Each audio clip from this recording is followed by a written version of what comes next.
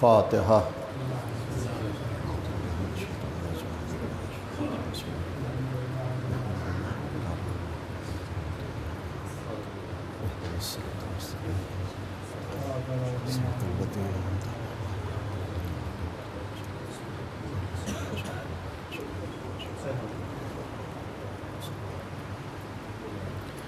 لا حول ولا قوة إلا بالله العلي العظيم۔ أعوذ بالله من الشيطان اللعين الرجيم۔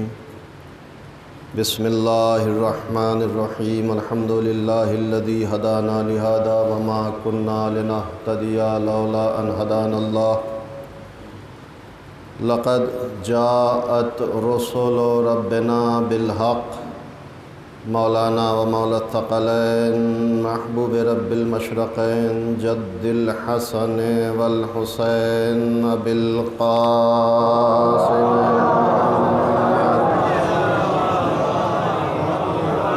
وعلى آل بیتہ الطیبین الطاہرین المعصومین المظلومین المنتجبین المنتخبین الذین اذهب اللہ عنہم الرجس وطہرہم تطہیرا۔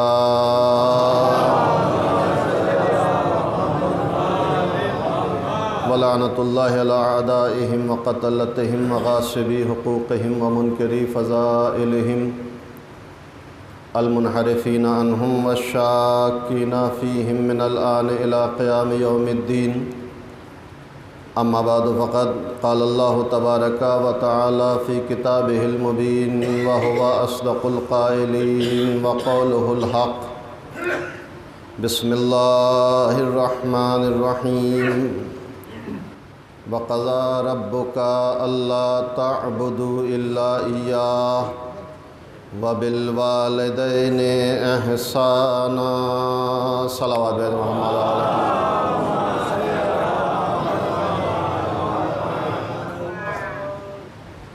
حضرت گزارش ہے ایک مرتبہ سورہ حمد اور 3 مرتبہ سورہ اخلاص کی تلاوت فرما کر مرحوم سرور عباس ابن محمد عباس کی روح کو احسان فرما۔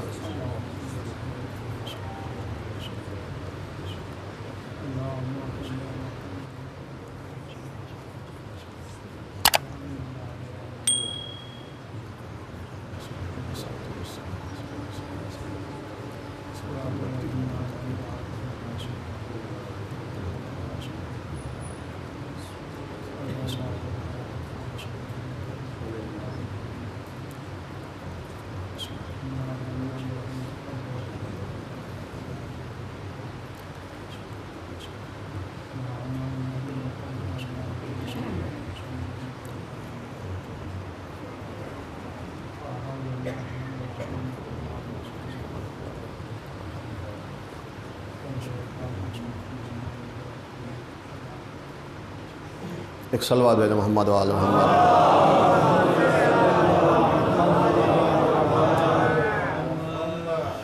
ماہ مبارک رمضان ماہ رحمت، ماہ مغفرت، ماہ کرم اور ماہ بخشش، اور اس میں ایک مرحوم کے ایصال ثواب کے لیے مجلس عزا کا انعقاد کیا گیا ہے۔ اگرچہ کہ وقت کافی زیادہ ہو چکا ہے،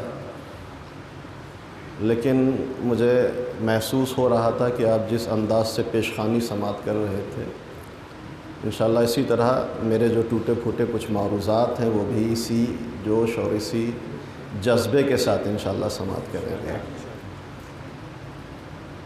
میں نے جو موضوع انتخاب کیا ہے اس وقت کی گفتگو کے لیے، چونکہ ماہ مبارک ماہ معنویت اور ماہ معرفت ہے، لہذا موضوع گفتگو بھی ایک معنویت اور عرفانیت سے تھوڑا سا نزدیک، اسی اعتبار سے جس آیہ کریمہ کی تلاوت کا شرف حاصل کیا، اس میں خالق کائنات ارشاد فرما رہا ہے وَقَضَى رَبُّكَ أَلَّا تَعْبُدُوا إِلَّا إِيَّاهُ وَبِالْوَالِدَيْنِ إِحْسَانًا۔ تمہارے پروردگار نے تم پر یہ واجب اور فرض قرار دیا ہے کہ دیکھو اس کے علاوہ کسی کی عبادت نہ کرنا، اس کے علاوہ کسی کی بندگی نہ کرنا، اس کے علاوہ کسی کا سجدہ نہ کرنا۔ وَبِالْوَالِدَيْنِ احسانًا، ہاں اس کی بندگی کے بعد، اس کی عبادت کے بعد، اس کے سامنے سر کو جھکانے کے بعد اپنے والدین کے سامنے اپنے شانوں کو جھکا لے۔ اس کی عبادت کے بعد اپنے والدین، اپنے ماں باپ کے ساتھ حسن سلوک۔ آیت کے دو حصے ہیں، اطاعت پروردگار اور والدین کے ساتھ حسن سلوک۔ اگر وقت ملا تو تھوڑی سی گفتگو دونوں حصوں پر آپ توجہ کیجیے گا۔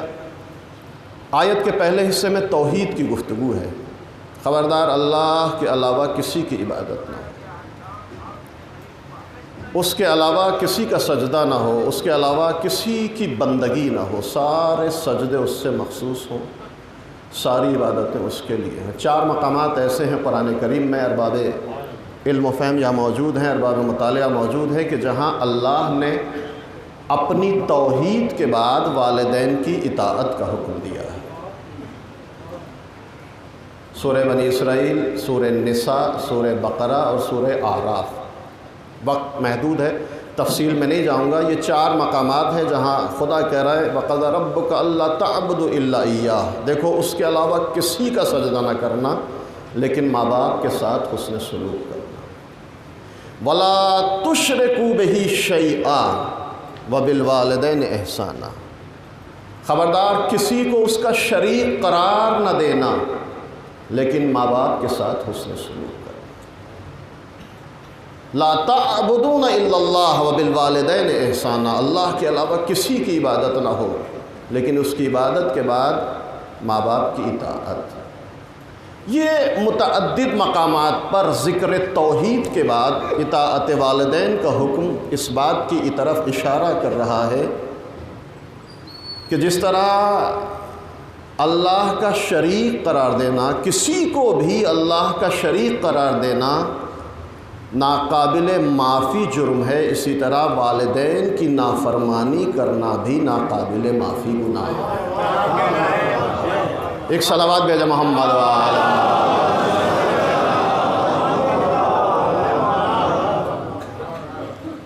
تھوڑی سی گفتگو توحید میں نے عرض کیا کہ ماہ معنویت ہے، ماہ معرفت ہے۔ آئیے، خشک موضوع ہے، لیکن اگر آپ حضرات نے توجہ کی اور ذرا بلند آواز سے صلوات کا سہارا دیا تو انشاءاللہ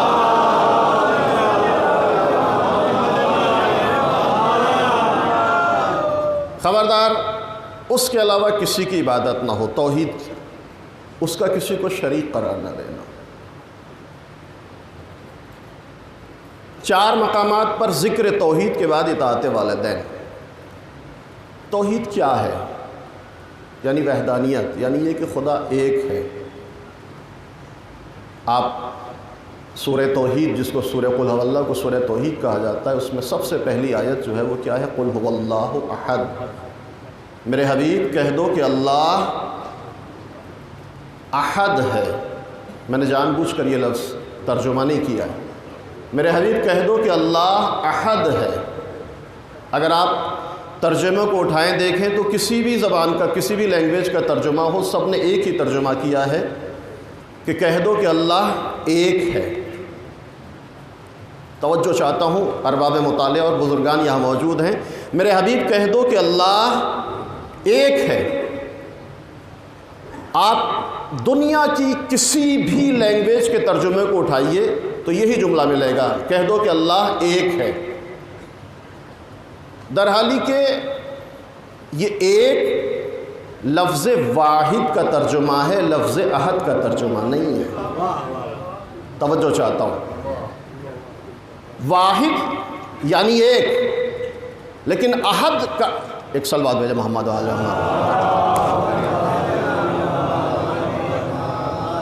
آگے تشریف لائیے، ایک صلوات بھیجا محمد وآلہ۔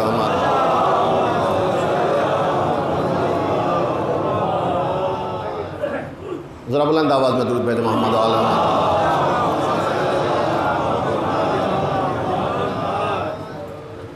پوری توجہ کیجیے گا۔ قل هو اللہ احد، میرے حبیب کہہ دو کہ اللہ ایک ہے۔ کسی بھی زبان کا ٹرانسلیٹ اور ترجمہ اٹھائیں قرآن کریم کا، سب نے اس لفظ کا یہی ترجمہ کیا کہ اللہ ایک ہے۔ توجہ چاہتا ہوں، ایک لفظ واحد کا ترجمہ ہے، لفظ احد کا ترجمہ نہیں ہے۔ لیکن یہ ساری زبانوں کی محدودیت اور مجبوری ہے کہ وہ لفظ احد کا ترجمہ کر ہی نہیں سکتے۔ معافی ضمیر کو سمجھانے کے لیے یہ کہہ دیا جاتا ہے کہ خدا کہہ دو کہ اللہ ایک ہے۔ ایک واحد کا ترجمہ ہے، احد کا ترجمہ نہیں ہے، اگرچہ کہ توحید کو لفظ واحد کے ذریعے بھی روایات اور آیات میں سمجھایا گیا ہے، وہ اس لیے کہ آؤ پہلے واحد کو سمجھ لو تاکہ احد تمہاری سمجھ میں آ جائے۔ اب کیا فرق ہے؟ ایک لطیف فرق علماء علم کلام بیان کرتے ہیں لفظ واحد اور لفظ احد میں۔ توحید کو لفظ احد کے ذریعے سمجھایا گیا۔ کیا فرق ہے لفظ احد اور لفظ واحد میں؟ واحد یعنی ایک، احد کو بھی مجبوراً کہا گیا ایک، لیکن بڑا عظیم فرق مثال کے ذریعے اپنے نوجوان اور چھوٹے بھائیوں کو سمجھانا چاہتا ہوں تاکہ لفظ واحد اور احد کا مفہوم آسانی سے ذہنوں تک پہنچ جائے۔ یہ میرے سامنے مائک کا اسٹینڈ رکھا ہوا ہے، یہ ایک، اسے عربی میں واحد کہا جاتا ہے۔ یہ ممبر ایک ہے، اسے واحد کہا جاتا ہے۔ لیکن مثال اسی اسٹینڈ کے برابر میں اگر دوسرا اسٹینڈ لا کر رکھ دیا جائے تو پھر یہ ایک دو میں بدل جاتا ہے۔ اس ممبر کے برابر میں دوسرا ممبر رکھ دیا جائے تو یہ واحد اثنین میں تبدیل ہو جاتا ہے، ایک دو میں بدل جاتا ہے۔ کوئی آئے اس اسٹینڈ کے ٹکڑے کرے تو یہ ایک حصوں میں منقسم ہو جاتا ہے، اس کے ٹکڑے ہو جاتے ہیں، اس کا تجزیہ ہو جاتا ہے۔ یہ واحد کی خصوصیت ہے۔ گویا واحد وہ ہے جو دو میں بدل جائے، چار میں بدل جائے، حصوں میں منقسم ہو جائے، ٹکڑوں میں تبدیل ہو جائے۔ لیکن احد اسے کہتے ہیں جو نہ دو میں بدلے، نہ حصوں میں تقسیم ہو سکے، نہ ٹکڑوں میں بانٹا جا سکے۔ ایک صلوات بھیجے محمد و آل محمد۔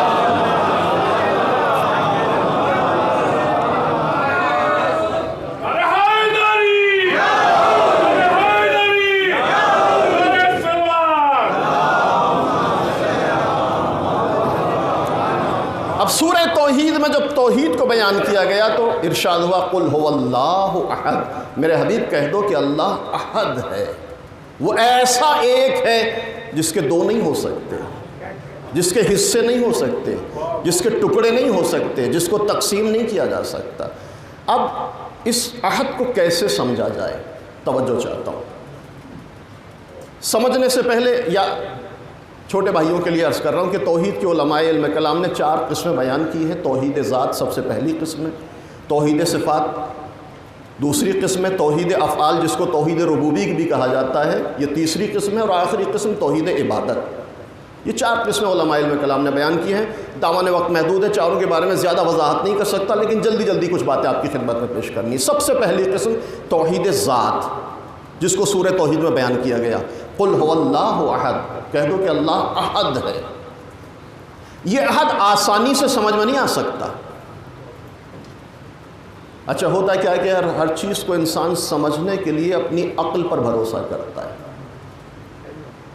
لیکن بڑا عجیب و غریب مسئلہ ہے۔ وہ قرآن جو دعوت تعقل دیتا ہے، جو دعوت تفکر دیتا ہے، جو بار بار کہہ رہا ہے فلا یعقلون فلا تعقلون فلا یتدبرون فلا ینظرون، اسلام مسلسل دعوت تعقل و دعوت تفکر دے رہا ہے، لیکن جب توحید ذات کا مسئلہ آیا تو مولا امیر المومنین حضرت علی بن ابی طالب علیہ السلام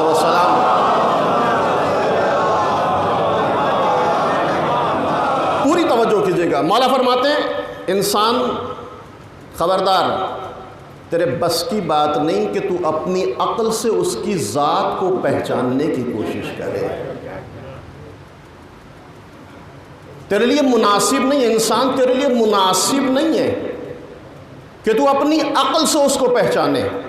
ہاں اس کی اگر معرفت حاصل کرنا چاہتا ہے تو دیکھ اس کی ذات میں غور نہیں کرنا، اس کی ذات میں غور نہیں کرنا، اگر اس کی معرفت حاصل کرنا چاہتا ہے تو اس کی آیات میں غور کر، اس کی موجودات میں غور کر، اس کی مخلوقات میں غور کر، اس کی مصنوعات میں غور کر۔ جتنا غور کرتا چلا جائے گا اتنا ہی اس کی معرفت حاصل ہوتی چلی جائے گی۔ لیکن خبردار ذات میں غور نہیں کرنا۔ اگر ذات میں غور کیا، توجہ چاہتا ہوں، مولا فرماتے ہیں من تفکر فی اللہ فہو ابلسا، جو ذات خدا میں غور کرتا ہے وہ حیرت زدہ ہو جاتا ہے۔ من نظر الی کیف ہوا فقد ہلک، توجہ کیجئے گا، میں نے عرض کیا موضوع تھوڑا سا خشک ہے۔ مولا کہتے ہیں خبردار ہے انسان تیرے بس کی بات نہیں، تو ذات خدا میں غور کرے۔ ہاں اس کو پہچاننا ہے تو اس کی آیات، اس کی موجودات، اس کی مصنوعات میں غور کر کے اس کو پہچان، لیکن اس کی ذات میں غور نہیں کرنا۔ ذات میں غور کرنے کا نتیجہ مولا کہتے ہیں فقد ہلک، انسان ہلاک ہو جاتا ہے۔ من نظر الی کیف ہوا فقد ہلک، جو ذات خدا میں غور کرتا ہے ہلاک ہو جاتا ہے، کسی نتیجے پر نہیں پہنچتا ہے۔ لیکن یہ انسان ہے، فطری طور پر ہر چیز کے بارے میں غور کرتا ہے، خدا کے وجود کے بارے میں بھی غور کرتا ہے۔ وہ ہے کیسا، وہ بنا کس چیز سے ہے، اس کا مادہ کیا ہے، اس کا مٹیریل کیا ہے، وہ کب سے ہے، کب تک رہے گا۔ علماء علم کلام کہتے ہیں کہ یہ لفظ کب تب جب بھی اس کے ذات کے لیے استعمال کرنا مناسب نہیں ہے۔ کیوں؟ اس لیے کہ وہ اس وقت سے ہے کہ جب نہ لفظ کب تھا، نہ جب تھا، نہ الفاظ تھے، نہ معانی تھے۔ لہذا انسان تیرے لیے مناسب، ہاں معافی ضمیر کو پہنچانا لفظ، لہذا ان الفاظ کا سہارا لیا جاتا ہے۔ لیکن مولا کہہ رہے ہیں خبردار انسان تیرے بس کی بات نہیں، تو اس کی ذات میں غور نہیں کرنا، اس لیے کہ اگر تو نے اس کی ذات میں غور کیا تو اپنے، یہ نہج البلاغہ کا مفہوم ہے، مولا کہتے ہیں خبردار انسان تیرے لیے مناسب نہیں، تو اس کی ذات میں غور کرے، اس لیے کہ اگر اس کی ذات میں غور کیا تو اپنے ذہن میں خدا کی ایک خیالی تصویر بنا لے گا۔ اگر تو نے اس کی ذات میں غور کیا تو اپنے ذہن میں خدا کی خیالی تصویر بنا لے گا۔ اور یاد رکھنا، جو کچھ تو اپنے ذہن میں بنائے گا وہ تیرے ذہن کی مخلوق ہوگی۔ یہ بھی یاد رکھنا، خدا مخلوق نہیں ہے، خدا خالق ہے۔ صلوات بھیجے محمد۔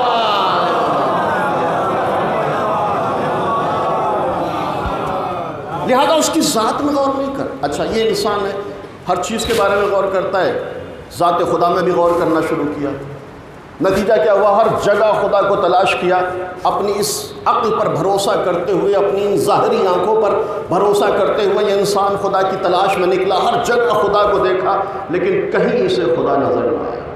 آواز دیتا ہے بارہ الہ، آسمانوں کو دیکھا بلندی تھی تو نہ تھا، زمین کو دیکھا وسعت تھی تو نہ تھا، ستاروں کو دیکھا چمک دمک تھی تو نہ تھا، گنجوں کو دیکھا مہک تھی تو نہ تھا، کلیوں کو دیکھا لچک تھی تو نہ تھا، آدم کو دیکھا علم تھا تو نہ تھا۔ انسان ظاہری اعتبار سے خدا کو تلاش کر رہا ہے، تو مایوس ہو کر کہتا رہا ہر جگہ تجھے تلاش کیا، تو کہیں نظر نہ آیا، ہر جگہ دیکھا تو ہمیں کہیں نظر نہ پڑا۔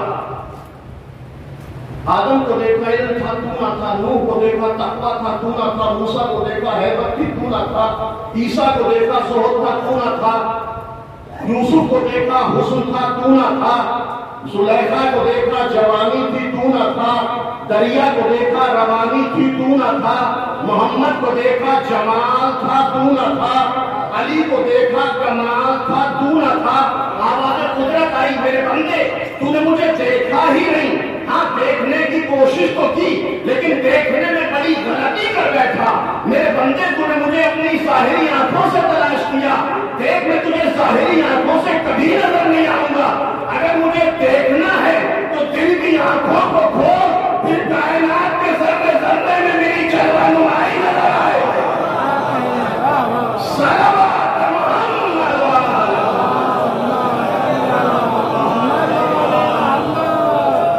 انہیں مجھے دیکھا لیکن دیکھنے میں غلطی کی، انہیں ان ظاہری آنکھوں پہ بھروسہ کر کے مجھے تلاش کرنا شروع کیا۔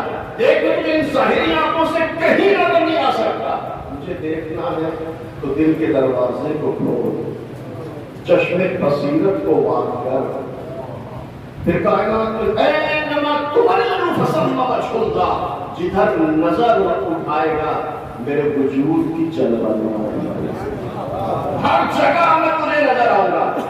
کسی نے مولانا سے پوچھا کہ علی کیا آپ نے خدا کو دیکھا ہے؟ مولا آپ نے خدا کو دیکھا ہے؟ علی نے مسکرا کر جواب دیا کہ اگر دیکھا نہ ہوتا تو سجدہ نہ کرتا۔ ایک سلام ہے نا محمد۔ مولا کہتے ہیں میں ایسے خدا کی عبادت نہیں کرتا جس کو دیکھا۔ مولا آپ نے تو دیکھا، ہمیں خدا کہیں نظر نہ آیا کہ نہیں ان ظاہری آنکھوں سے نہ دیکھو، اگر میرے خدا کو دیکھنا ہے تو چشم بصیرت کو کھولو کہ ہر جگہ میرے خدا کے وجود کی تجلیاں نظر آئیں۔ میرے بندے کو میں نے دیکھا ہی نہیں، دیکھنے میں غلطی کی، ظاہری آنکھوں میں بھروسہ کیا، دیکھو مجھے ظاہری آنکھوں سے نظر نہیں آؤں گا، مجھے دیکھنا ہے تو دل کی دروازوں کو کھول، چشم بصیرت کو کھول، پھر ہر جگہ میں نظر آتا۔ میرے بندے اگر میں آسمان میں نہ ہوتا تو بلندی کو نہ پاتا، اگر آسمانوں میں نہ ہوتا تو بلندی کو نہ کرتا، زمین میں نہ ہوتا تو وسعت کہاں سے آتی، ستاروں میں نہ ہوتا تو چمک دمک کو نہ کرتا، غنچوں میں نہ ہوتا تو مہک نہ ہوتی، کلیوں میں نہ ہوتا تو لچک نہ ہوتی، ستاروں میں نہ ہوتا تو چمک نہ ہوتی، آدم میں نہ ہوتا تو علم نہ ہوتا، نوح میں نہ ہوتا تو تقویٰ نہ ہوتا، موسیٰ میں نہ ہوتا تو ہیبت نہ ہوتی، عیسیٰ میں نہ ہوتا تو ذوق نہ ہوتا، یوسف میں نہ ہوتا تو حسن نہ ہوتا، زلیخا میں نہ ہوتا تو جوانی نہ ہوتی، دریا میں نہ ہوتا تو روانی نہ ہوتی، محمد میں نہ ہوتا تو جمال نہ ہوتا، علی میں نہ ہوتا تو کمال نہ ہوتا۔ صلوات بر محمد۔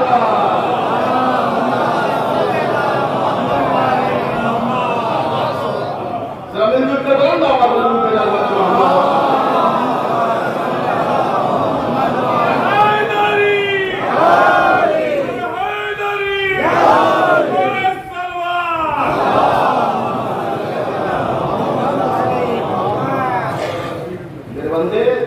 دل کی آنکھوں کو کھولو تو میں تجھے ہر جگہ کرتا ہوں۔ ہاں ظاہری آنکھوں سے کہیں تجھے نہ کرنے میں ترانی مجھے دیکھ ہی نہیں سکتے، توجہ چاہتا ہوں، لیکن یہ انسان ظاہری آنکھوں سے تلاش کرتا ہے خدا کہیں نہیں، ہمارا کہتے ہیں نہ کرے کئی جو ذات خدا میں غور کرتا ہے ہلاک ہو جاتا ہے۔ من تفکر فی اللہ فہو بلا ذات، جو خدا کی ذات میں غور کرتا ہے کسی نتیجے پر نہیں پہنچتا۔ ہاں اگر اس کو پہچاننا ہے تو اس کی آیات، اس کی مخلوقات، اس کی موجودات میں غور کرو۔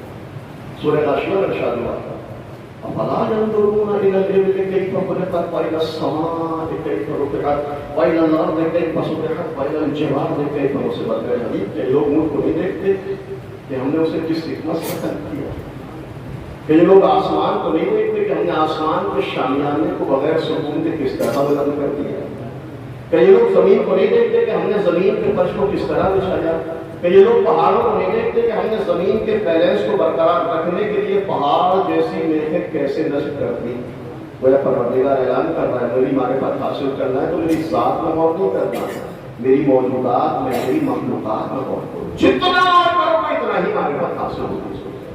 لیکن جو میں اللہ کی طرف ایک سوال کرنا چاہتا ہوں، بار الہ تو نے ہم عام انسانوں کو یہ حکم دیا کہ تیری موجودات میں، تیری مخلوقات میں، تیری مصنوعات میں غور کر کے تیری معرفت حاصل کرے، لیکن پالنے والے تمہیں کچھ خاص شخصیتوں کو اس وقت خلقت وجود عطا کیا جب کائنات میں کچھ نہ تھا، بھوک عالم تھا، سناٹا تھا، تیری ذات تھی اور بس، نہ اونٹ، نہ گائے، نہ آسمان، نہ ستارے، نہ چاند، نہ سورج، نہ دریا، نہ کہکشاں، کچھ نہ تھا، تیری ذات تھی۔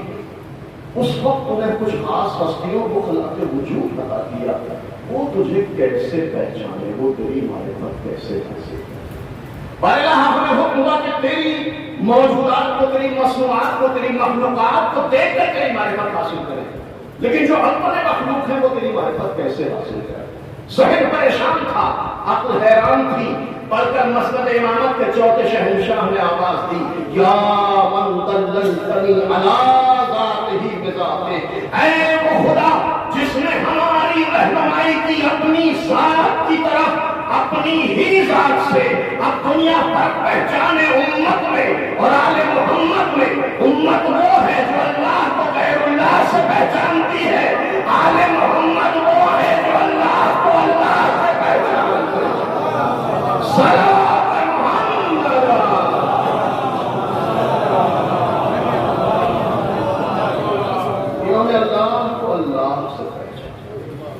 اللہ یا من دلل بنی علی، انہوں نے ذات کو ذات سے پہچانا، ہم نے ذات کو آیات سے پہچانا، مخلوقات سے پہچانا۔ توجہ کیجیے گا، لیکن ہم کو یہ ہمارے لیے کام توحید ذات کا مسئلہ ہے۔ خبردار اللہ کی ذات میں غور نہیں کرنا، اس کی مخلوقات میں من تفکر باللہ فقد ہمارا کہتے ہیں جو ذات کو خدا میں غور کرتا ہے حیرت زدہ ہو جاتا ہے، نتیجے پر نہیں پہنچتا، گمراہ ہو جاتا ہے۔ اگر ذات خدا میں غور کرتا ہے انسان تو اس کا نتیجہ یہ نکلتا ہے کہ خدا کے جسم و جسمانیت کا قائل ہوگا، کبھی ہاتھ کا قائل ہوگا، کبھی پیر کا قائل ہوگا، ضرورت پڑنے پر وہ پیر جہنم کے حوالے بھی بن کرے گا۔ ایک صلوات علی محمد و آل محمد۔ مجھے معلوم ہے کہ جملے پر آپ ضرور مسکرائیں گے۔ صلوات علی محمد و آل محمد۔ لیکن خبردار ذات کا خدا میں غور نہیں کرنا۔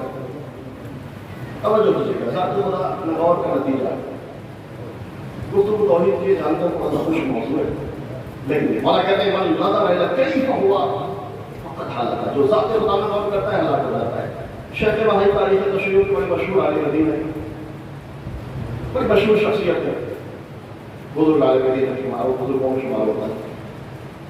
ایک دن اپنے کتاب خانے میں بیٹھے کسی چیز کے بارے میں غور و فکر کر رہے ہیں، مسلسل غور و فکر، صبح سے شام ہو جاتی ہے، شام نہ کھانا نہ پینا نہ اٹھنا نہ بیٹھنا، کوئی کام، صرف بیٹھے ہیں، واجبات کی ادائیگی ہے، کوئی کام نہیں ہے، صرف غور و فکر کر رہے ہیں۔ شام کا وقت ہوا، نوکر نے محسوس کیا کہ صبح سے بیٹھے اسی طرح بیٹھے ہیں، کھایا نہ پیا ہے۔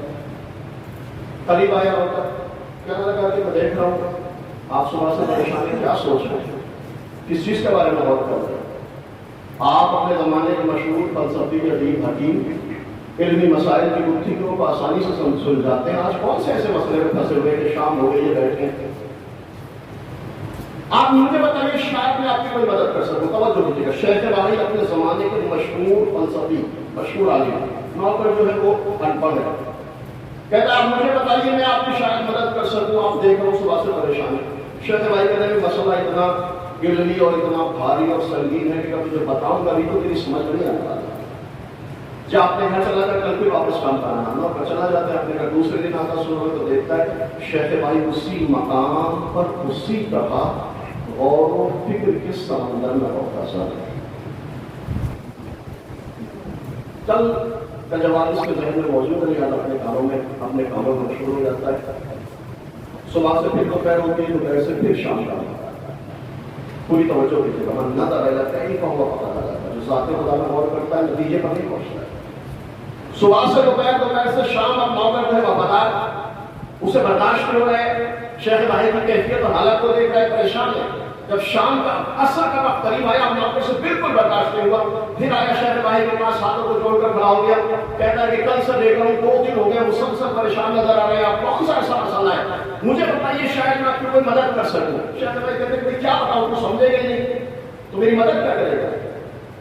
نوکر کہتا بتائیے تو صحیح، شاید میں آپ کے کوئی کام آ جاؤں، شاید میں آپ کی مدد کر سکوں۔ بڑا مشہور محاورہ ہے کہ ڈوبتے کو تینتے کا سہارا کافی ہوتا ہے۔ 2 دن سے سوچ سوچ کر شیخ بہائی کا ذہن معروف ہو چکا ہے، کچھ سمجھ میں نہیں آ رہا ہے۔ ادھر نوکر اصرار کر رہا ہے، خادم اصرار کر رہا ہے، بتائیے شاید میں آپ کی کوئی مدد کر سکوں، شاید میں آپ کے کوئی کام آ سکوں۔ جب نوکر نے اصرار کیا، یہ بھی تھکن محسوس کر رہے ہیں، کہنے لگے بھائی جب تو اصرار کر رہا ہے تو میں بتا رہا ہوں، لیکن مجھے پتا ہے تو سمجھ میں نہیں آنے والی بات، تو بتائیے تو صحیح کیا مسئلہ ہے، کس چیز کے بارے میں غور کر رہے ہیں؟ تو میں ذات خدا کے بارے میں غور کر رہا ہوں۔ خدا ہے کیا، اس کا مادہ کیا ہے، اس کا مٹیریل کیا ہے، اس کی حقیقت کیا ہے، اس کی کل ذات کیا ہے، میں ذات خدا کے بارے میں غور کر رہا ہوں۔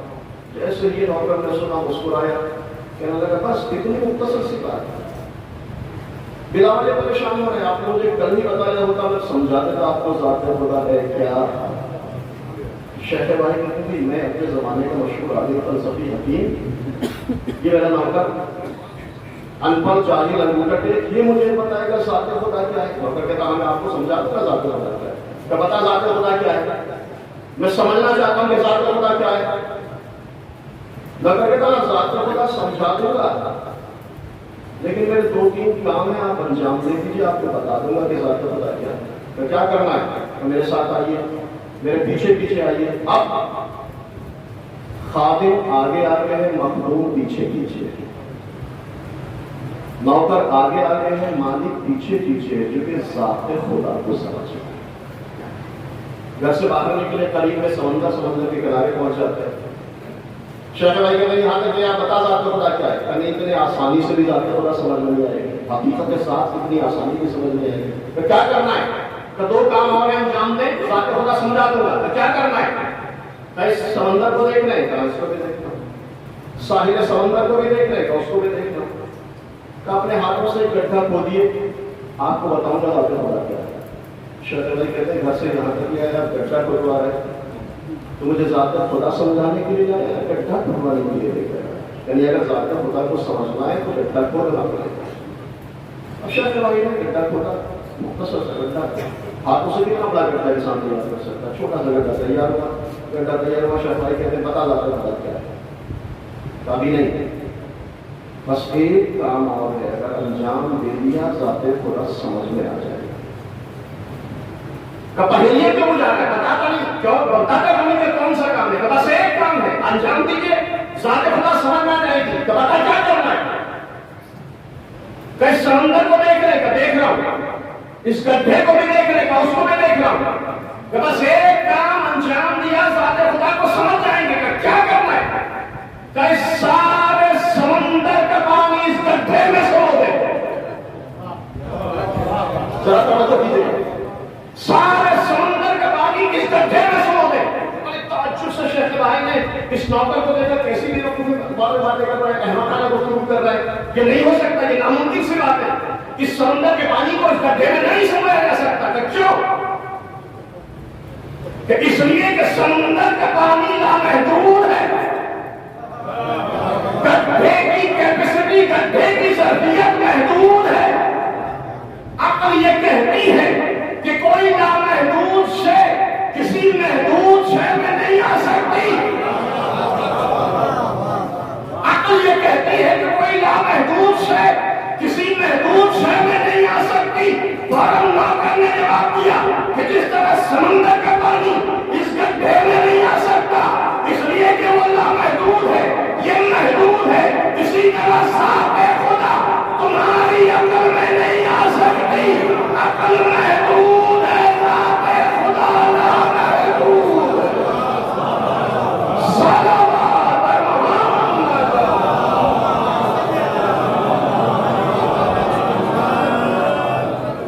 ذرا اس سے پڑھ کر بہتر انداز میں بول رہے ہیں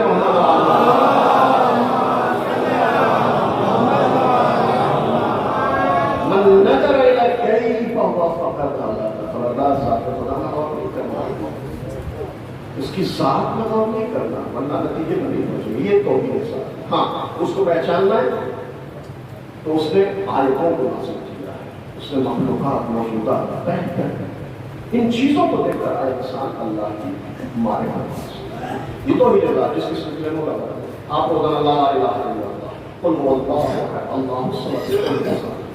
توحید کی پہلی قسم، توحید کی دوسری قسم جلدی سے بیان کرتا ہوں، اور چونکہ ماہ مبارک کا رمضان ہے زیادہ توحید ہے، عبادت پر تھوڑی سی گفتگو کریں گے، عبادت پر نہیں ہے۔ توحید صفات کا مطلب کیا ہے؟ دوسری قسم بچپن میں پڑھا تھا، تنظیم کے جو مطلب پر پڑھتے تھے، توحید صفات کی جو وضاحت کی گئی کہ جو ذات ہے وہی صفت ہے، جو صفت ہے وہی ذات ہے۔ الفاظ رکھ لیے لیکن مطلب اور مفہوم سمجھ میں نہیں آیا۔ جو ذات ہے وہی صفت ہے، جو صفت ہے وہی ذات ہے۔ تو یہ صفات کا مطلب ہے، مثال کے ذریعے اپنے چھوٹے بھائیوں کے بزرگوں سے بڑی مطلب کے ساتھ کیا مطلب؟ یعنی خدا کی جو ذات ہے وہی صفت، اس کی ذات اس کی صفت سے جدا نہیں، اس کی صفت اس کی ذات سے الگ ہے۔ مثال کے ذریعے واضح کرنا چاہتا ہوں، کوئی صفت ہے، ایک بچہ پیدا ہوتا ہے، ماں باپ نے اس کا نام زید رکھ دیا، کوئی بھی نام رکھ دیا، ابھی اس کی ذات، اس کے اندر کوئی صفت نہیں ہے۔ یہ بڑا ہوتا ہے، مکتب میں جاتا ہے، مدرسے میں جاتا ہے، کالج میں جاتا ہے، یونیورسٹی میں جاتا ہے، عالم بنتا ہے، ڈاکٹر بنتا ہے، انجینئر بنتا ہے۔ پہلے سے اس کی ذات تھی، جب اس نے کسب علم کیا یہ عالم بنا، یہ ڈاکٹر بنا، یہ طبیب بنا، یہ حکیم بنا، اس نے اور بہت ساری چیزیں سیکھ لی، یہ ڈرائیور بن گیا، مختلف چیزوں کو سیکھ لیا۔ پہلے ذات تھی، صفت بعد میں ہے۔ ذات ہمارے اندر ذات پہلے ہوتی ہے، صفت بعد میں ہوتی ہے۔ ذات جدا ہوتی ہے، صفت جدا ہوتی ہے۔ ذات الگ ہوتی ہے، صفت الگ ہوتی ہے۔ اللہ کے علاوہ پوری کائنات کا ذات پہلے ہے، صفت بعد میں۔ لیکن توحید صفت کا مطلب یہ ہے کہ اللہ کی جو ذات ہے وہی صفت ہے، جو صفت ہے وہی ذات ہے۔ یعنی جو اللہ ہے وہی عالم ہے، جو اللہ ہے وہی رازق ہے، جو رازق ہے وہی اللہ ہے۔ ایسا نہیں ہے کہ وہ پہلے اللہ کا رازق بعد میں بنا، پہلے اللہ کا عالم بعد میں بنا۔ جو اس کی صفت ہے وہی اس کی ذات ہے۔ ایک سوال ہے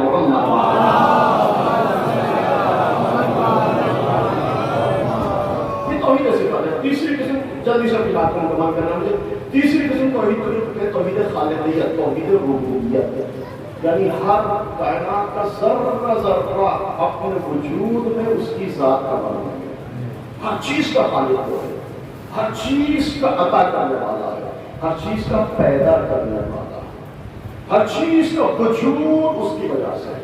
ہو سکتا ہے کوئی یہ کہے کہ انسان نے بھی بہت ساری چیزوں کو وجود عطا کیا، ایک انجینئر نے بلڈنگ بنا دی، ایک معمار نے عمارت تعمیر کر دی، توجہ کی ضرورت ہے۔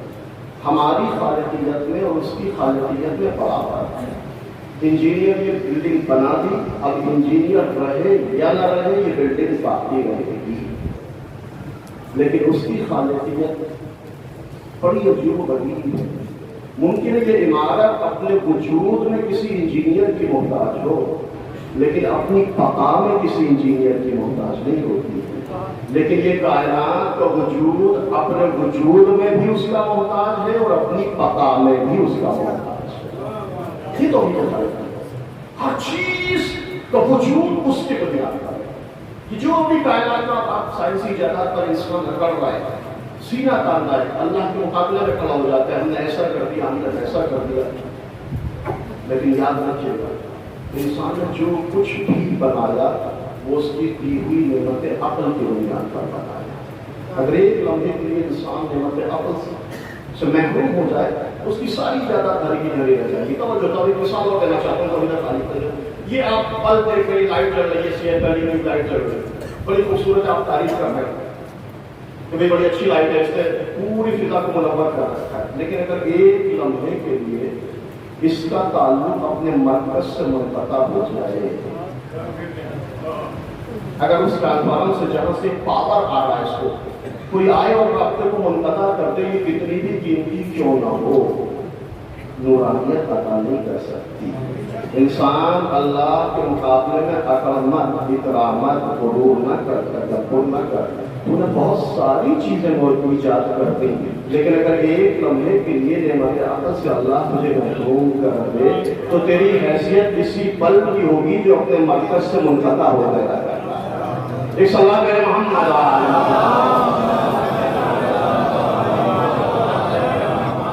کائنات کا ذرہ ذرہ اپنے وجود میں بھی اس کا محتاج ہے، اپنی بقا میں بھی اس کا محتاج ہے۔ انسان نہ کرتا ہے۔ میں ایک بات کہہ رہا ہوں، آپ ذرا غور کر لیجیے گا، بعد میں تنہائی میں بات رات نہ جائیں۔ اگر اللہ نے یہ انگوٹھا نہ بنایا ہوتا تو آپ بٹن کھولنے اور بند کرنے میں بھی نہ جانے کتنی مشکلات کا شکار ہے۔ ذرا تجربہ کیجیے گا تنہائی میں، بغیر انگوٹھے کی مدد کے بٹن کھولنے کی کوشش کیجیے گا۔ آپ انسان اللہ کی نعمتوں کا شکر ادا کرنے کے بعد اس ماہ مبارک رمضان میں اپنے سر کو اس کی بارگاہ میں رکھتا چلا جا۔ ایک سلام میرے محمد۔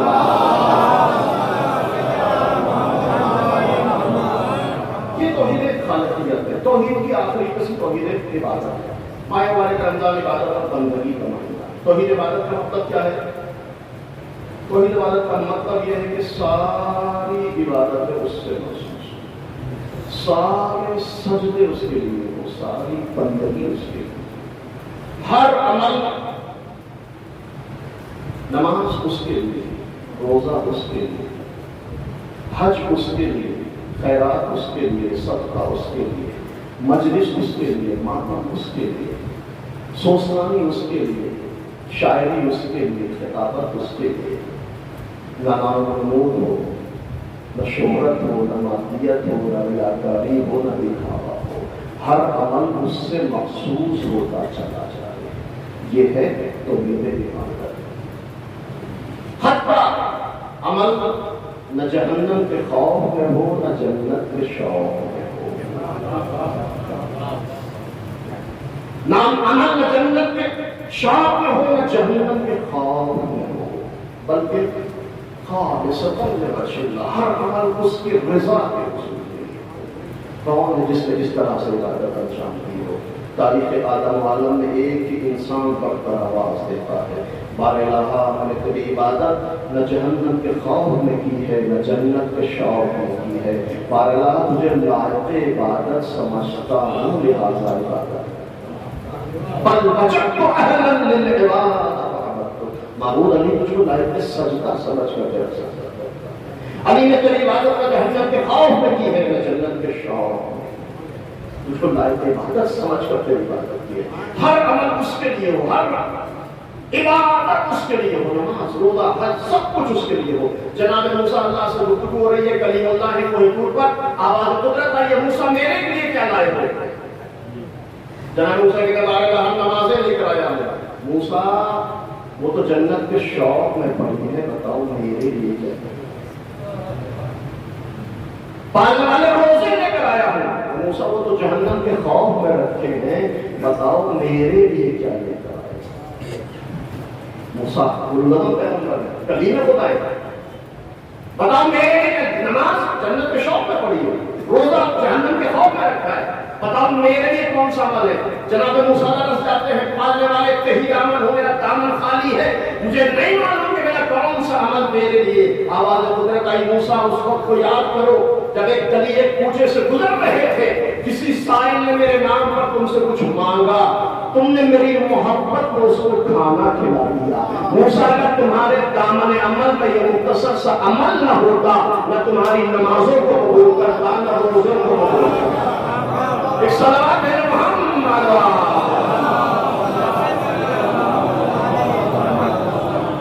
اس سے بہتر انداز میں حضور محمد۔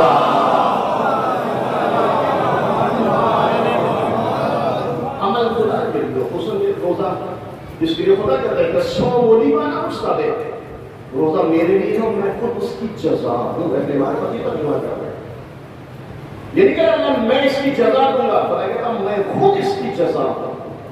یعنی روزہ تقرب پروردگار کا وسیلہ ہو، روزہ حصول رضائے پروردگار کا وسیلہ بن جائے، یہ نہ کہ اس کے مقابلے میں جنت مل جائے، نہیں۔ الصولی وانا استاد ہے، یہ کون سا روزہ؟ روزے کی تین قسموں کا بیان کرتے ہیں، پیٹ کا روزہ، آدھا جوارے کا روزہ، دل کا روزہ، جس کو صوم القلب کہا جاتا ہے۔ پیٹ کا روزہ یہ ہے کہ انسان ان 9 چیزوں سے پرہیز کرتا ہے جو روزے کو باطل کر دیتے ہیں۔ آدھا جوارے کا روزہ یہ ہے کہ اس کے ہاتھ بھی گناہ نہیں کرتے، پیر بھی گناہ نہیں کرتے، آنکھیں بھی گناہ نہیں کرتی، پورے آدھا جوارے گناہ نہیں کرتے۔ یہ روزے کا دوسرا درجہ ہے جس کو صوم الجوارے کہا جاتا ہے، صوم خاص کہا جاتا ہے۔ لیکن آخری درجے کا روزہ انسان کا دل بھی روزے دار ہو۔ دل روزے دار کا مطلب کیا؟ 2 تفسیر کا بیان کرتے ہیں، یعنی انسان فکر گناہ بھی نہیں کرتا، انقطاع اللہ کے مرحلے میں داخل ہو جاتا ہے، ظاہر پروردگار حصول مرضی الہی کے مرحلے میں انسان داخل ہو جاتا ہے۔ یہ آخری درجے کا روزہ ہے۔ جب انسان اس انداز کا روزہ رکھتا ہے تو خدا بھی کہتا ہے الصوم لی وانا اجزی بہ، روزہ میرے لیے ہے اور میں خود اس کی جزا ہوں۔ میں خود اس کی جزا ہوں، توجہ کیجیے گا، عمل اس کے لیے۔ توحید عبادت کا مطلب یہ ہے کہ ساری عبادت اس سے مخصوص ہو، نماز اس کے لیے، روزہ اس کے لیے۔ جب انسان اس انداز سے عبادت کرتا ہے تو اس کا نتیجہ کیا ہوتا ہے؟ ہماری پریکٹیکل لائف پر توحید عبادت کا اثر کیا ہوتا ہے؟ خدا بات دیتا ہے عبدی اطیعنی اجعلک مثلی، میرے بندے تو میری اطاعت کر، میں تجھے اپنا جیسا بنا دوں۔ آئیں ذرا غور کریں، عبدی اطیعنی توحید عبادت کا نتیجہ ہے، میرے بندے میری عبادت کر، میری اطاعت کر، میں تجھے اپنا جیسا بنا دوں گا۔ اجعلک مثلی، میں اپنا جیسا بنا دوں گا۔ 2 لفظ قرآن نے استعمال کیے، لیسا کمثلہ شیء، اس کی مثل کوئی ہو ہی نہیں سکتا۔ قرآن کہتا ہے وَلِلَّهِ الْمَثَلُ الْأَعْلَىٰ، دوسرے مقام پر اللہ کی مثل ہے، اس کی مثل کوئی نہیں ہے، اس کی مثل ہے۔ بڑا فرق ہے مثل اور مثل میں۔ مثل کا تعلق توحید ذات سے ہے، یعنی کہ اللہ کی ذات جیسا کوئی نہیں ہو سکتا، لیکن اللہ کی مثل ہو سکتا ہے۔ زیارت جامعہ میں ائمہ علیہ السلام کے لیے خطاب ہوتا ہے وَأَنْتُمُ الْمَثَلُ الْأَعْلَىٰ، آپ اللہ کی مثل اعلیٰ ہیں۔ یہ مثل اعلیٰ کب بنتا ہے انسان؟ خدا کہتا ہے جتنی میری عبادت اطاعت بندگی کرتا چلا جائے گا تجھے اپنا جیسا بناتا چلا جائے گا۔ اب یہ نہیں ہے چلو کا مسئلہ میرے بندے تو میری اطاعت کر میری بندگی کر میں تجھے اپنا جیسا بنا دوں گا۔ ماہ مبارک رمضان ہے، توحید عبادت کی گفتگو ہے، ذرا غور کیجیے گا۔ میرے بندے تو میری اطاعت کر، میرا روزہ رکھ، میری نماز پڑھ، میرے لیے سجدہ کر، ساری عبادت مجھ سے مخصوص کر میں تجھے اپنا جیسا بنا دوں گا۔ حدیث قدسی کہتی ہے دوسری جگہ یا عبدی کن لی یکون لک، میرے بندے تم میرا ہو جا، اکون لک، اگر تم میرا ہو گیا تو میں تیرا ہو جاؤں گا۔ یا عبدی کن میرا ہو جا، اکون لک، اگر تم میرا ہو گیا تو میں تیرا ہو جاؤں گا۔ جب بندہ خدا کا ہوگا، خدا بندے کا ہوگا تو نتیجہ کیا ہوگا؟ خدا نے اعلان کیا، حدیث قدسی ہے، اللہ کا کلام ہے، توجہ کیجیے، میرے بندے تو میرا ہو جا، میں تیرا ہو جاؤں گا، تم میری اطاعت کر میں تجھے اپنا جیسا بنا دوں گا۔ نتیجہ کیا ہوگا؟ میرے بندے دیکھ اگر تم میرا ہو گیا تو یاد رکھنا انا حی لا اموت اجعلک حیا لا تموت، میرے بندے اگر تم میرا ہو گیا تو اپنی صفات تیرے حوالے کرتا چلا جاؤں گا۔ دیکھ میری ایک صفت یہ ہے کہ انا حی لا اموت، میں زندہ ہوں، اور ایسا زندہ کہ لا اموت، مجھے کبھی موت نہیں آ سکتی۔ اجعلک حیا لا تموت، میرے بندے اگر تم میرا ہو گیا، اگر تم میرا ہو گیا تو تجھے بھی زندگی عطا کر دوں گا، ایسی زندگی کہ تو بھی کبھی مر نہیں سکتا۔ اب دنیا تعجب نہ کرے کہ 14 صدیاں بیت گئی، حسین زندہ کیوں ہے؟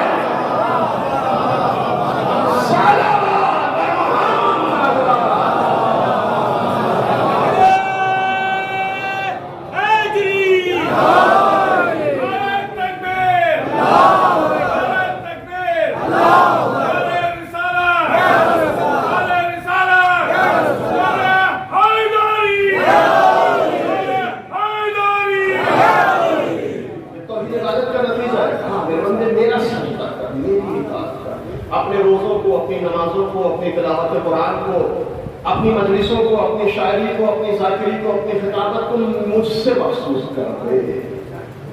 پھر دیکھ تجھے کس مقام پر پہنچا۔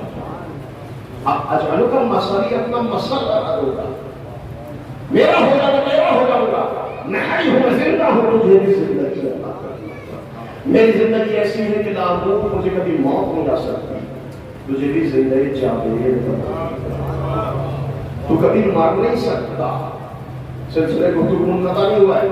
دیکھ میں زندہ ہوں، تجھے بھی زندگی عطا کر دوں گا، اور دیکھ میرے بندے کہ تم میرا ہو گیا تو یاد رکھنا انا غنی لا افتقر شیئا، میرے بندے دیکھ میری ایک صفت یہ ہے کہ میں غنی ہوں، میں بے نیاز ہوں، میں ایسا غنی کہ مجھے کسی چیز کی ضرورت نہیں،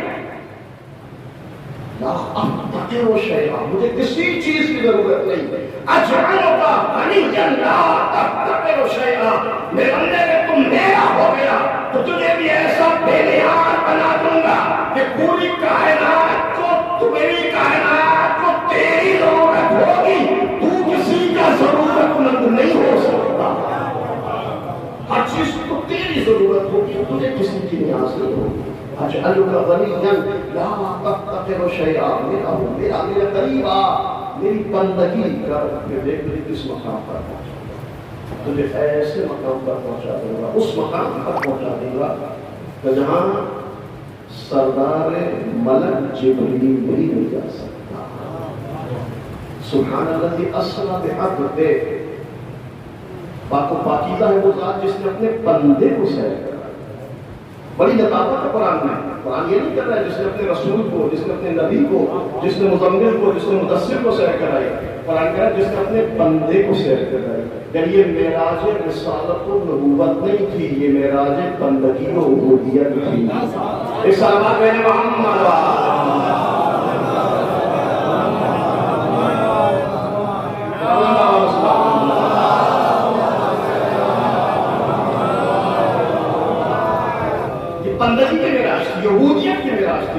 مرتبہ اس مقام پر پہنچا کہ فرشتہ بھی انا غنی لا احتسب شیئا، میرے بندے دیکھ میں غنی ہوں، میں نیاز ہوں، مجھے کسی چیز کی ضرورت نہیں ہے، اگر تم میرا ہو گیا، تو نے اپنے روزے میرے لیے رکھے، تو نے نمازیں میرے لیے پڑھی، تو نے صدقہ میرے لیے دیا. ایسا نہ ہو کہ چند پیسے غریبوں میں دے کر مسجد میں افطاری تقسیم کر کے مومنین پہ چودراہٹ جماؤ. نہیں، کار خیر میرے لیے ہو، صدقہ میرے لیے ہو، خیرات میرے لیے ہو. مسئلہ یہ ہے کہ انسان تھوڑا سا کار خیر کرتا ہے جب تک کیمرے کی یہاں قید نہ کر لے، اس وقت مزہ ہی نہیں آتا انسان. لیکن اللہ میرے بندے میرے لیے انجام ایسے انجام دے راہ کا سناٹا ہو. ایک آواز پڑا ہو لک پہ بنا کر اس کے مدد جب وہ سوال کرے تو اپنا نام تو بتا دے. وہ کہنے والا یہ کہ بھائی تو نام لے کر کیا کریں، بس اتنا سمجھ دے کہ غریب دوسرے غریب کے پہلو میں. علی نے نام نہیں بتایا لیکن اللہ نے اتنی شہرت عطا کی جو علی کا عمل اللہ کے لیے. میرے بندے میرے لیے عمل کرتا ہوں جو چاہتا ہوں، شہرت نہ ہو، مادیت نہ ہو، ریاکاری نہ ہو، دکھاوت نہ ہو، چودراہٹ نہ ہو، عمل خدا کے لیے ہو تو یہ عمل بھی جاویدان ہوتا ہے. میرے بندے میرا ہو جا اپنا جیسا بنا دوں گا، میری بات کر اپنا جیسا بنا دوں گا. میں ہائی ہوں تجھے بھی زندگی عطا کر دوں گا. جملہ سنے کا دی جو بڑی معرفت والا جملہ ہے. میں غنی ہوں تجھے بھی میری یاد بنا دوں گا. جملے کو محسوس کریں، معنویت کو محسوس کریں. میرے بندے میں قادر مطلق ہوں، یہ حدیث قدسی ہے، کسی خطیب کی خطابت نہیں ہے. میرے بندے تو میرا ہو گیا تو میں اس مقام پر پہنچا تو لگے میں قادر مطلق ہوں. انا اقول للشیء کن فیکون، میں ایسا قادر مطلق ہوں کہ جب کسی چیز سے کہتا ہوں ہو جا فیکون، وہ شے ہو جاتی ہے. اجعلک ان تقول للشیء کن فیکون، میرے بندے اگر تم میرا ہو گیا تو تجھے بھی ایسی قدرت عطا کر دوں گا کہ جب تو کسی چیز سے کہے گا ہوگا تو وہ شے مارد وجود میں آ جائے. ایک صلوات ہے محمد اللہ.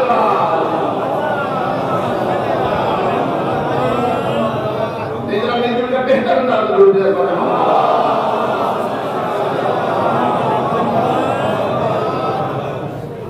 اگر یہ آواز بلند ہے تو ایک بار آہستہ سے مسلمان دے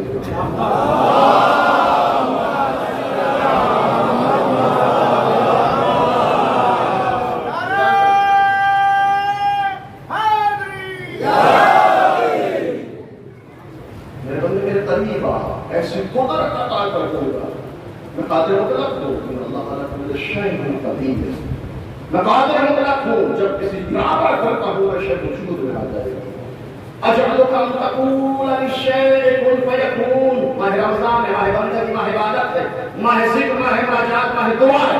میرے بندے میرے قریب آ، تجھے بھی ایسی قدرت عطا کر دوں گا کہ جب تو کسی چیز سے کہے گا ہو جا وہ شے مارا سے وجود میں آ جائے گا. میرے بندے ہاں میرے قریب دعا میری عبادت تو کر، پھر دیکھ پھر اس مقام پر پہنچاتا ہوں. میرے بندے اگر تو میرا ہو گیا تو دیکھ آسمان میرا ہوگا، سیر تو کرے گا. میرے بندے اگر تو میرا ہو گیا تو آسمان میرا ہوگا، سیر تو کرے گا. زمین میری ہوگی، ملکیت تیری ہوگی. تراب میری ہوگی، ابو تراب تو کہلایا جائے گا. میرے بندے قریب ہوا، میری بندگی تو کر، کم سے کم اس ماہ مبارک میں مجھ سے قربت حاصل کرنے کی کوشش تو کر. پھر دیکھ کس مقام پر پہنچاتا ہوں. آسمان میرا ہوگا، سیر تو کرے گا. زمین میری ہوگی، ملکیت میری ہوگی، تراب میری ہوگی، ابو تراب تو کہلائے گا. سورج میرا ہوگا، پلٹے گا تیرے حکم سے. چاند میرا ہوگا، ٹکڑے تو کرے گا. ذرے میرے ہوں گے، کلمہ تیرا ہوگا. درخت میرا ہوگا، حکم تیرا چلے گا. ستارہ میرا ہوگا، دروازہ تیرا ہوگا. آپ میرے اندر قریب کو میری قربت اختیار کر، میری عبادت کر، میری بندگی کر. یہ دیکھ کس مقام پر پہنچاتا ہوں. ذرے میرے ہوں گے، کلمہ تیرا ہوگا. درخت میرے ہوں گے، حکم تیرا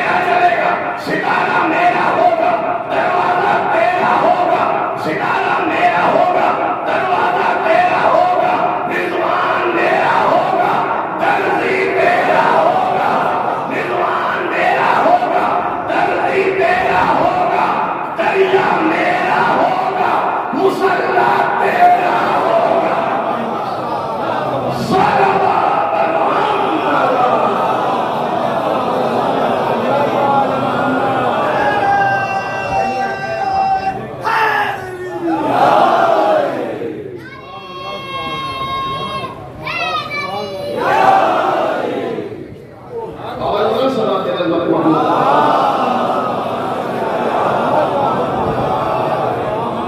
میرے قریب تو میری بندگی تو کر، عمل کو مجھ سے محسوس کر کے دیکھا. اگر مجھ سے محسوس کر دیا تو انا غصہ دے، پھر میں خود اس عمل کی جزا کروں. میں جزا نہیں دوں گا، میں خود اس کی جزا کروں. میں اپنی رضا تیرے حوالے کروں، میں اپنی مرضی تیرے حوالے کروں. پھر جو تو چاہے گا اس کائنات میں وہی ہوگا. قریب آ، میرے قریب آ. میں قادر قدرت ہوں، تجھے بھی قدرت عطا کرتا ہوں.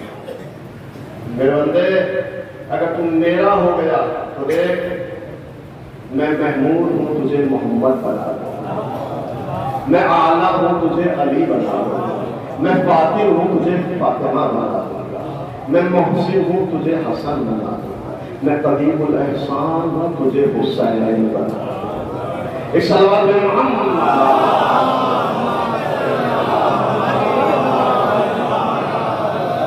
شک عبادت، شک اللہ کے، یہ تو عبادت کمانی یہ ہے کہ اللہ کے.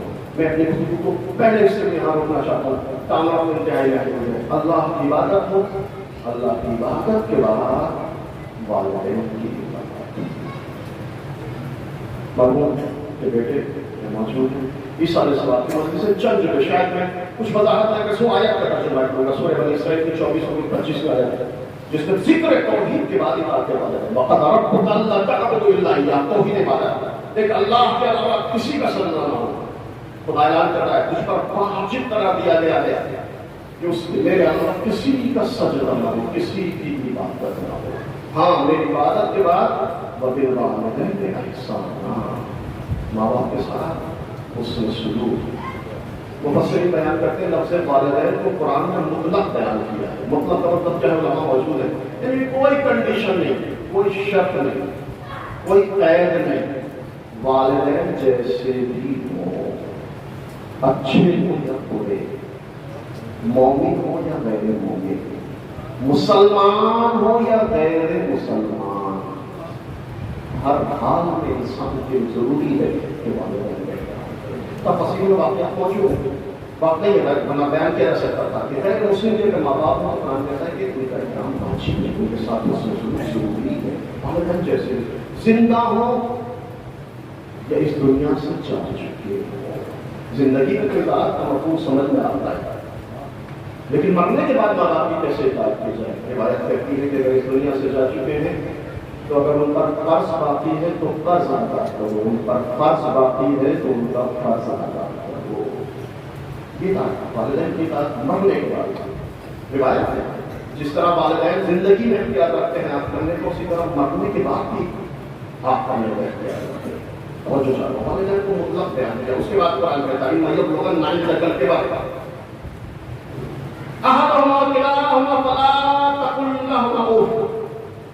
نوجوانی میں استعمال کرتے ہیں اس آیت کو سرچ کریں. سورہ بنی اسرائیل 24-25. دیکھو میرے علاوہ کسی کا سجدہ نہ ہو، لیکن والدین کے ساتھ حسن سلوک. والدین جیسے بھی ہیں. جب تمہارے پاس رہتے ہوئے بوڑھے ہو جائیں، جو غریب مرحلہ ہے. قرآن کا کہہ رہا آج کا زمانہ باجی و غریب زمانہ ہے. شہر کی لائف ہے، شیڈول ٹائم ہے، تجارت ہے، بزنس سے لگانے کیا کہ ٹائم نہیں ہے ہمارے پاس. نوکر چاکر لگا دیے والدین کے لیے، فیسلٹی فراہم کرتی، سہولیات. قرآن کہتا نہیں کے بارے میں مسلسل کہتے یہ لفظ انتقا بتا رہا ہے کہ نوکر چاکر لگانے سے، پیسہ بھیجنے سے حق خدمت ادا نہیں ہو سکتا جب تک اپنے ہاتھوں سے ماں باپ کی خدمت نہ چلا. ایک سوال ہے محمد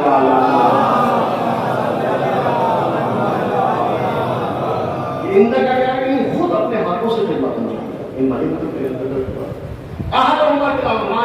دونوں اچھا ضعیفی آپ جانتے ہیں مزاج بدل جاتا ہے، انسان کا آتا چڑچڑا ہو جاتا ہے، بچے پریشان ہو جاتے ہیں. لیکن قرآن کہتا ہے خبردار ضعیف ہو گئے اس وقت کو یاد کرو جب تم چھوٹے سے بچے تھے. ان کے ہاتھ میں ایک سوال کو 20 بار کیا کرتے تھے، لیکن کبھی ان کی پیشانی پر بل نہ آیا، بلکہ بڑے پیار سے تمہارے سوالوں کو جواب دیا. اب وہ بوڑھے ہو چکے ہیں، تم سے اس طرح کے سوال کر رہے ہیں تو خبردار، چہرے پر تلنا ہے، پیشانی پر تلنا ہے.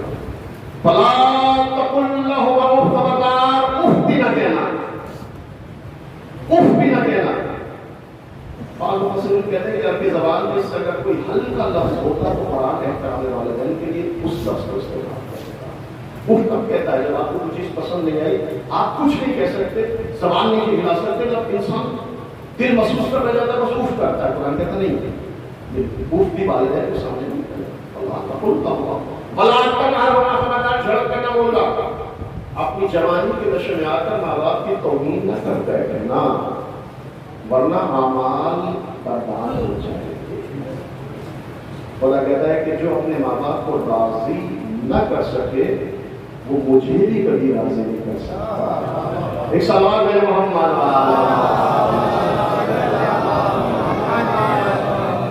بلا تنہا ہونا، خبردار جھڑک کر نہیں ہونا. قولت کریم، گفتگو کرنا نرم لہجے میں، انتہائی آرام سے، سخت لہجے میں گفتگو نہیں کرنا. قول کریم، نرم لہجے میں گفتگو کرنا ہے. میں اس آیت کو جلدی سے مکمل کرنا چاہتا ہوں، وقت زیادہ ہو رہا ہے، اور عجیب و غریب آیت استعمال ہے. فَاخْفِضْ لَهُمَا جَنَاحَ الذُّلِّ مِنَ الرَّحْمَةِ. جب اپنے ماں باپ کے سامنے جانا تو دیکھو اکڑ کے نہیں کھڑے ہونا، سینہ نہیں تاننا، بلکہ اپنے دونوں شانوں کو ذلت آمیز انداز میں جھکا کر ان کے سامنے کھڑے ہونا، جیسے غلام اپنے آقا کے سامنے کھڑا ہوتا ہے، ایک نوکر اپنے مولا کے سامنے کھڑا ہوتا ہے.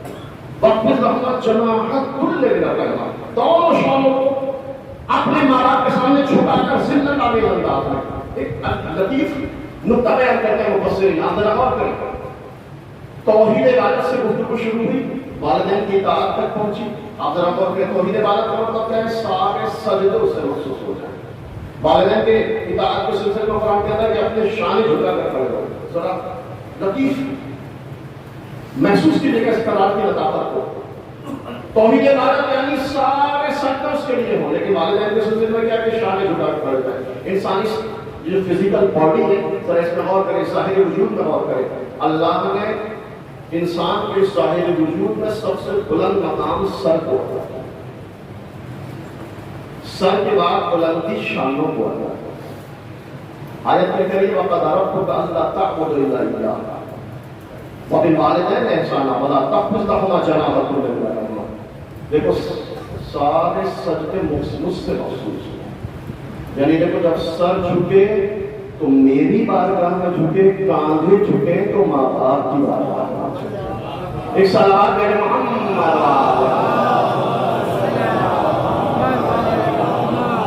سر مجھ سے مخصوص، کاندھے ماں باپ سے مخصوص. آپ ترتیب کو دیکھیں، توحید عبادت کے بعد آگے والے ہیں، سر میرے لیے، شانے ماں باپ کو. اور آخری جملہ اس آیت کا وَقُلْ رَبِّ ارْحَمْهُمَا كَمَا رَبَّيَانِي صَغِيرًا. باللہ کہو باللہ میرے ماں باپ پر رحمت نازل کر، جس طرح انہوں نے بچپن میں مجھ پر رحم کیا. باللہ تو ان پر رحمت نازل کر، جس طرح بچپن میں انہوں نے مجھ پر رحم کیا. یعنی بڑی ضروری کیفیت ہے. ہونا تو یہ چاہیے تھا کہ آیت اس طرح ہوتی کہ انسان یہ کہتا باللہ مجھے توفیق عطا کر کہ میں ان پر رحم کروں جس طرح انہوں نے بچپن میں مجھ پر رحم کیا. لیکن قرآن یہ نہیں کہتا. قرآن کہتا نہیں، اب تم ہماری بارگاہ میں دست دعا کو بلند کرو، مجھ سے کہو کہ میں تمہارے ماں باپ پر رحمت نازل کروں، اس لیے کہ تمہاری یہ حیثیت، اوقات اور بساط نہیں کہ تم اپنے ماں باپ پر رحم کر سکو. مجھ سے کہو چونکہ میں خالق رحم و کرم ہوں. ایک صلوات ہے محمد.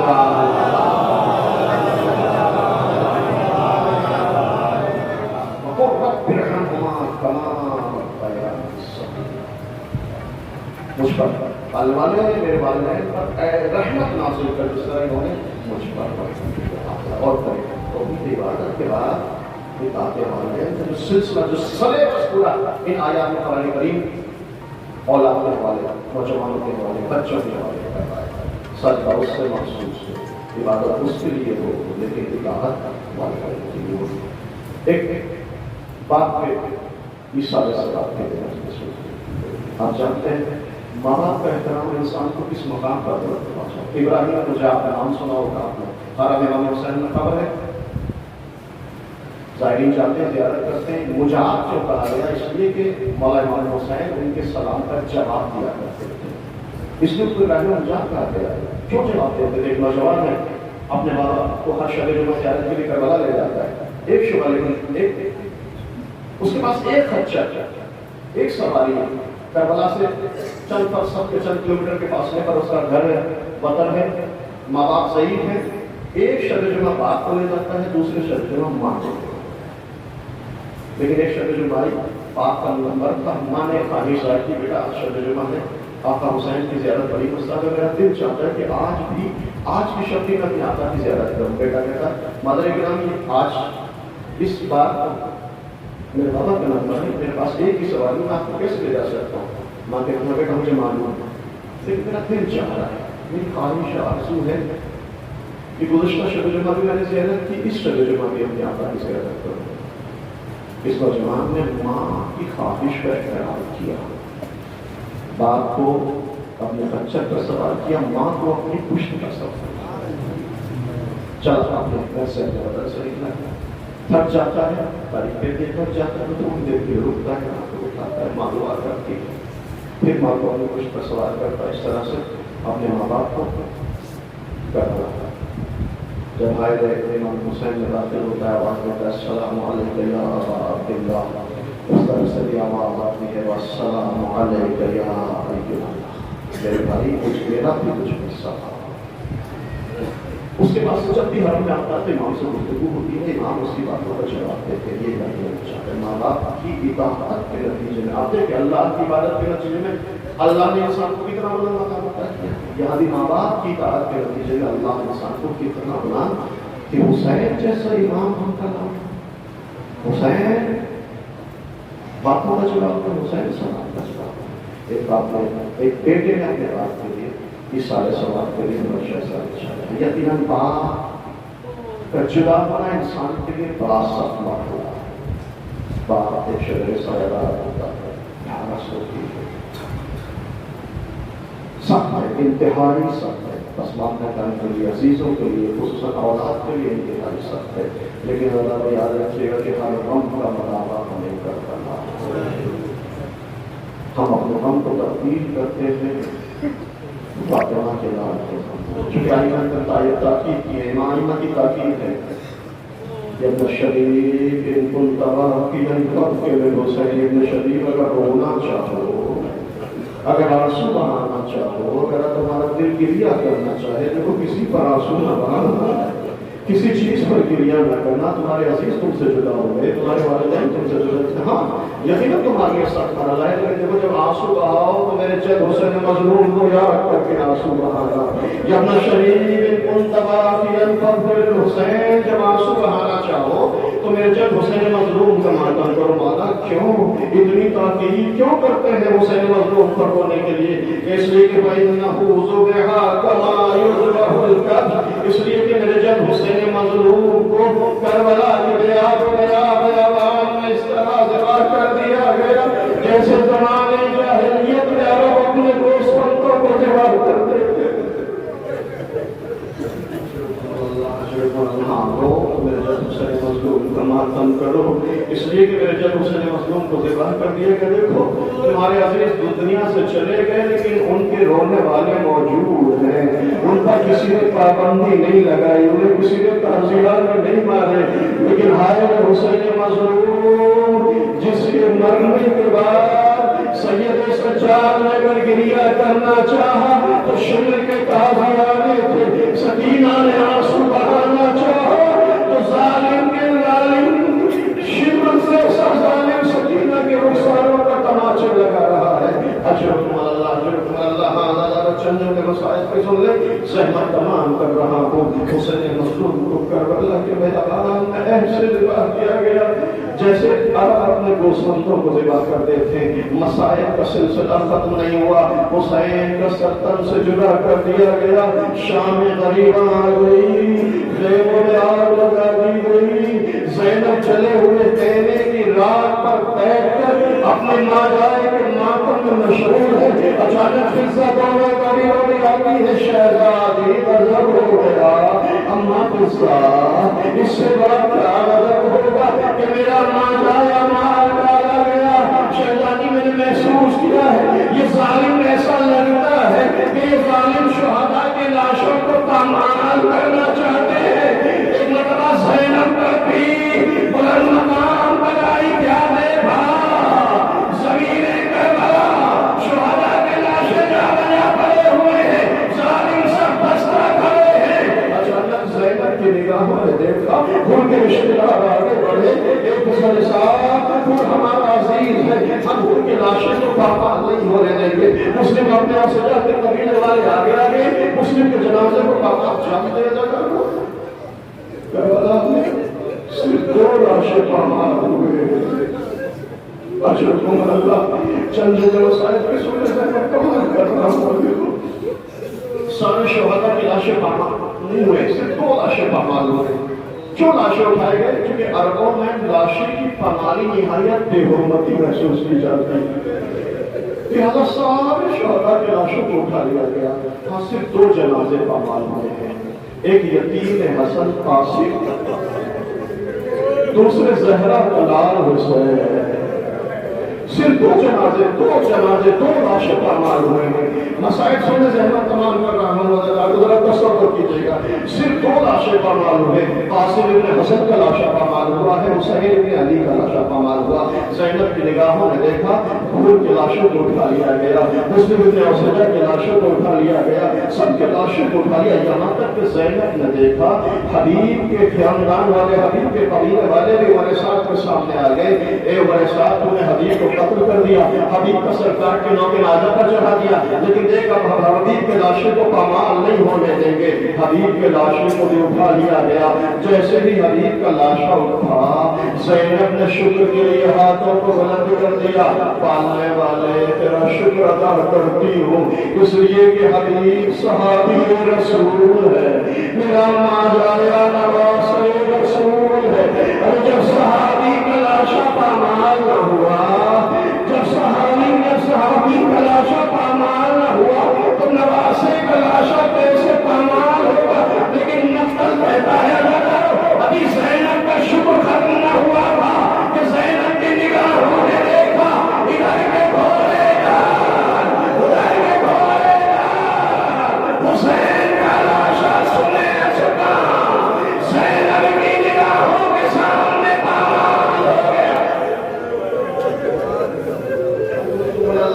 اللہ کے مسائل ختم کر دیتا لیکن چند لگا اور سونے سے میں تمام کر رہا ہوں. 2 لاشیں سے پامال ہو رہی ہیں. ایک قاسم کا لاشا ایک حسین کا لاشا. آپ نے حسین کے لاشے کی پامالی کے مسائل سنے. ذرا کیفیت کو محسوس کیجئے. جب آپ حسین کے لاشے کی کیفیت پامالی کی کیفیت کو محسوس کر لیں تب آپ محسوس کیجئے گا کہ یتیم حسن کا کیسے گھوڑے پر بارے گئے. اللہ تعالیٰ 2 لاشوں سے حسین کا لاشا اور قاسم کا لاشا. آپ نے پامالی کے مسائل سنا. کیفیت کو ذرا توجہ کیجئے گا تصور کیجئے گا کیسے حسین کا لاشا پامال ہوا. جب لڑا ہوا فاطمہ دربار ابن زیاد میں پہنچا ہے. ابن زیاد نے اعلان کیا کہ اس لشکر کے سردار کو بلایا جائے جس لشکر نے حسین کے لاشوں کو پامال کیا. اسید ابن مالک مغول کو بلایا گیا. ابن زیاد کہتا ہے اسید ابن مالک میں نے سنا ہے کہ تو نے اپنے لشکر کے ساتھ حسین کے لاشوں کو پامال کیا. ہاں امیر میں نے اپنے لشکر کے ساتھ زہرا کے لال پر گھوڑے دوڑائے. ابن زیاد کہتا ہے اسید ابن مالک بتا ایک مرتبہ زینب کے سامنے پھر بیان کر کہ تو نے حسین کی لاشوں کو کس طرح پامال کیا. زینب رسم بستہ کھڑی ہے.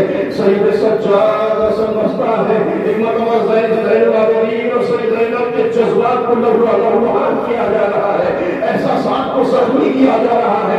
ابن زیاد کہتا ہے اے اسید ابن مالک بتا تو نے حسین کے لاشے کو کیسے پامال کیا. اسید ابن مالک کہتا ہے امیر تو انعام کا وعدہ کر پھر میں زینب کے سامنے بیان کروں گا کہ میں نے بہن کی نگاہوں کے سامنے بھائی کے لاشے کو کیسے پامال کیا. کہ میں تیرے گھوڑے کی ٹانگوں کو سونے اور چاندی کے سکوں سے بھر دوں گا. تو بتا کہ ہم نے حسین کے لاشے کو کیسے پامال کیا. اللہ تعالیٰ یہ روایت ہے مقتل کے جملے ہیں صرف تصور کرنے سے میں تمام کر رہا ہوں. ایک مرتبہ اسید ابن مالک کہتا ہے اے زیاد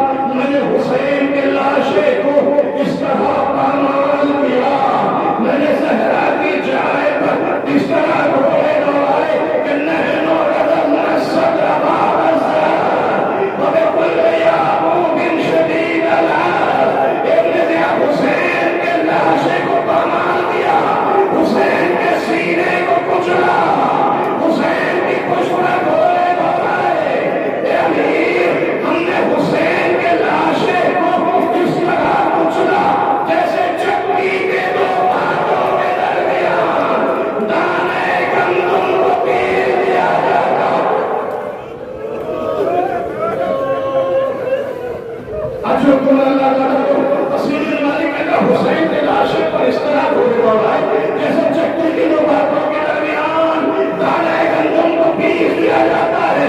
اللہ تعالیٰ یہ حسین کے لاشے کی پامالی کی کیفیت تھی.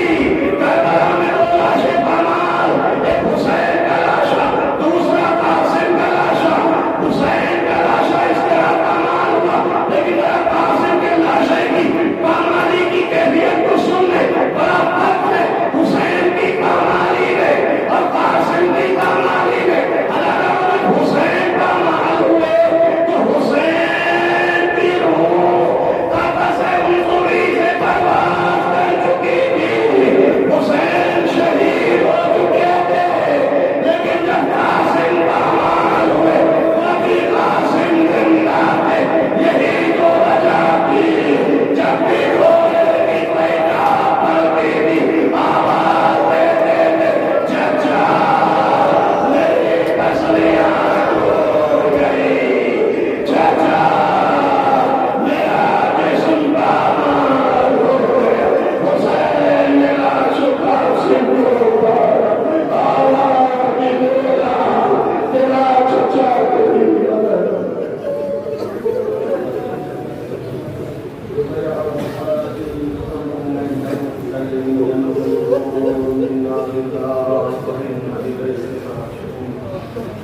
إلهي أنت محمد وأنت المحمود, إلهي أنت أبي وأنت الأعلى, إلهي أنت فاطمة وأنت فاطر السماوات والأرض, إلهي أنت الحسن وأنت المحسن, إلهي أنت الحسين وأنت قديم الإحسان, إلهي أنت الأئمة التسعة الطاهرين من ذرية الحسين عليه الصلاة والسلام. اللهم إنا نسألك زيادة في العلم وسعة في الجسم وبركة في الرزق وطولا في العمر وتوبة قبل الموت وراحة قبل الموت ونجاة من النار ودخولا في الجنة وعافية من كل بلاء الدنيا. إلهي أعمالنا قريب وحاجاتنا كثير وأنت أعلم بصير, فإنك على كل شيء قدير. تقبل منا إنك أنت السميع العليم وارحمنا وفيما رسولك أسكت لنا مرضاك مرضوك بسم